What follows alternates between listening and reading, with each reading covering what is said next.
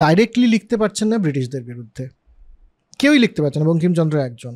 তখন তারা প্রক্সি দেশের সমস্ত মানুষকে এক করতে হবে, বা আরও স্পেসিফিক্যালি হিন্দু সমস্ত লোককে এক করতে হবে, এটা তাদের উদ্দেশ্য, একটা কমন এনিমির বিরুদ্ধে।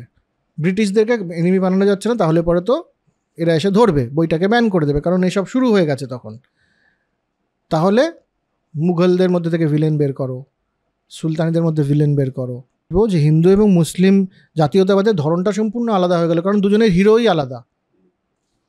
আনন্দমঠ যে পড়বে সে তো আরেকজন মুসলিমের সাথে হাতে হাত মিলিয়ে জাতীয় আন্দোলন করতে পারবে না কখনোই, কিন্তু সে নিজে দেশাত্মবোধে অনুপ্রাণিত হয়ে যাচ্ছে, এটাও ঠিক। ঠিক। আর তো কোথাও সেরকম কোনো ম্যাগাজিন বেরোচ্ছিল না। ভার্নাকুলার প্রেস অ্যাক্ট যে বের করলেন, যে সমস্ত ম্যাগাজিনের মধ্যে প্রচণ্ড রকম সেন্সরশিপ, তার কারণ হচ্ছে বাংলা ম্যাগাজিন। একদম